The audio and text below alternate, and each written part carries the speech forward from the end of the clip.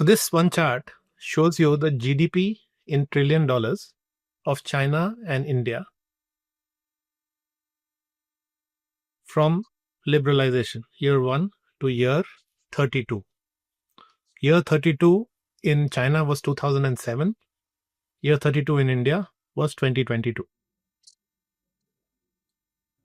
This is the first time I'm seeing this chart. Everyone always shows the India is they don't have a 15 common years starting behind point. China. Yeah. It's very interesting to see. Oh, wow. Okay. So this is almost identical. Like this is... It is identical. Yeah. Yeah. Though there was a little steeper curve in China after this, from what I understand. Yeah. We'll get an extension and that you can actually say, okay, this is where it is headed.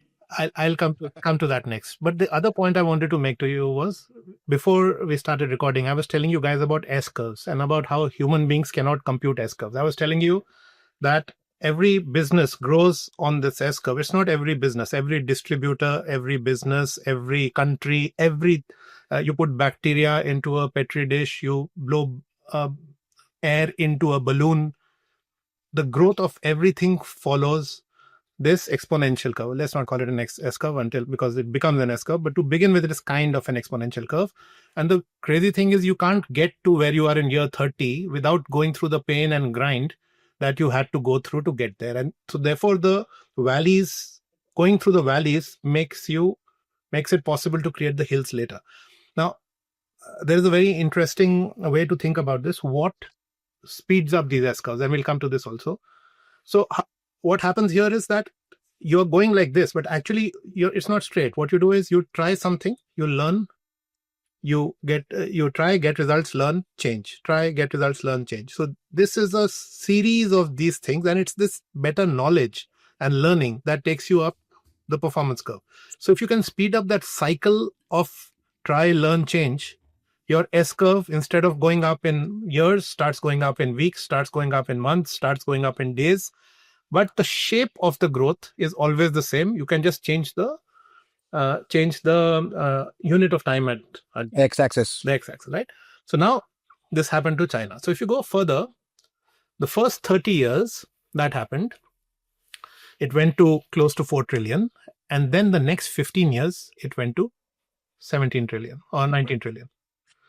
And that's the nature of S-curves. So when you are sitting at 4 trillion, which is here, you are thinking, oh, we've done well. It's good. And you are planning the next 3 or 4 years or 15, 10, 15, 5% growth as a company. And you're saying, yeah, it's not going to get fast. It's impossible for it to get faster than it is today. But guess what? The natural thing is for it to get faster. So what ends up happening is, because if you're a company who's going on this trajectory, right? And now you're sitting here and you're like let's say this is a 3.5 means you have a 350 crore business. It's gone from zero over whatever number of years. So now are you thinking that I'm going to put in resources and try and grow even faster? No, you're saying, Arey, mera to 350 crore ka business ho gaya. If I overcommit and if I overspend, to meri to lag jayegi. So I don't want to tell my boss or my shareholders. So you tend to underinvest. So at a time when your business could take off because awareness and availability is now getting to be strong, you tend to underplay and be cautious. But if you are not cautious and if you basically keep driving, you get those kind of results, and you should expect those kind of results. Now, will India achieve the same as this? Who knows? Probably not, because India is in a different world. When it is growing, when China was growing, everybody wanted Chinese product. For this scale of growth to happen for a billion population country, you need to create products or services which need to be consumed by 12 billion people around the world for them to have enough weight to drive this kind of growth. In the case of India, we don't have the manufacturing industry. We have service industries which are likely to be disrupted with AI, and we'll come back to that. So it's going to be much more difficult. So if you think about what that means, India in the next 15 years, if it achieves what China did, can become a 17 trillion economy. If it achieves 80%, if you take a discount, it can still become a 14 trillion economy. And if it achieves half of what China did, will still become a 10 trillion economy. Even if it becomes only a 10 trillion economy, there is a dramatic growth that is going to happen. So what does this growth look like? So here is this very badly formatted chart. And I have another chart. If you want, I can show you the skyline of what Shanghai looked like in 1999.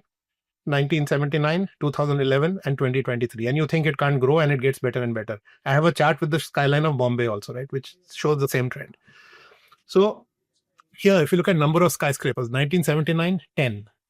2007, which is the first 30 years, 1,300, went to 3,500. Urban, high-speed rail, 00, went to 42,000 kilometers. Highways, 5,000, 50,000, 160.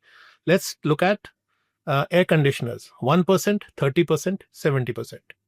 Cars per 1,000 people, from 1 to 24 to 210. Value of the apparel market, from 1 to 50 to 350 in $1 billion. Shoe industry, 0.5 to 20 to 90. Number of cars sold, 0.1 to 5 to 28 million. So now, in a sense, where you are sitting in India is this 2007 number. And what is going to come is this delta between 2007 and 2024, and you can discount that by 50%.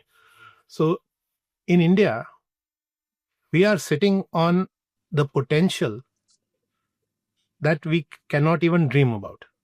Of course, there are issues, there are risks, and we can discuss all of those. Yeah. Okay. So I just love these charts because, Adi, you will be, I don't know if you'll be surprised to know, but a lot of VCs here are podcast. They are smacking their lips saying, Naya LP chart mil gaya.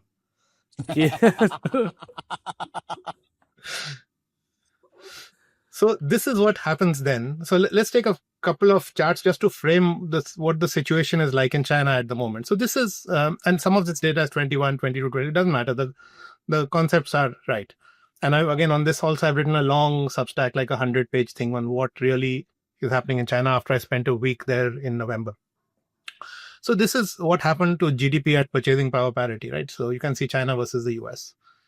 And you can see on the real economy as well, there is a forecast which keeps moving that that China will become the largest economy in the world. May be true, may not be true, but the direction of both of those, the fact that it's a super significant economy is of course clear. But it's not just about the economy. You can see what happens to the country. Look at the life expectancy. Today, China has a higher life expectancy than the US on average.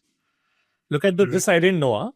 I didn't know that China's life expectancy is now more than US. Yeah. What's happened? This is post-COVID, it's just plummeted, right? The US numbers? Post-COVID, it's plummeted. And the latest year, is it higher or not? I don't know. But I think the key thing to say here is that it is in the same ballpark, right? So China, even though it still remains a developing country in many, many ways, on the whole, they managed to uplift their people. They have a 99% literacy rate. They have a situation where it's a cold country, China. Everything north of the Yangtze River is heated. There's no home. There are no kacha homes. You go to even 15 years ago, you go to the smallest village in China. There are only pakka homes. So again, I would say India is going to go in that same direction, right? The way India is. But Adi, on this, the most common pushback I hear is the inclusivity of growth. Somehow China has figured out a way to make the growth more inclusive across its 1.5 billion people. No, we'll come to that. I have a chart. ऐसा नहीं है क्या? I have a chart on the Gini coefficient. So there is this myth. Okay, sure. It's not a myth. There is a thought that China is a communist country, and let me see if I can find that chart for you first. Wait a second. Yeah. So look at this. This is a top 10% ownership of national income and wealth. So China, both income and wealth, looks like the US. It's almost like any capitalist nation. Not almost. It is the most capitalist nation. So people think that China is a communist country, and maybe it's called the Communist Party, but actually it's not. It's the Communist Party is the most meritocratic thing in the history of the world. We can come back to that. But also, what is the characteristic of a socialist country? Social expenditure, right? Social welfare. Okay, look at this chart.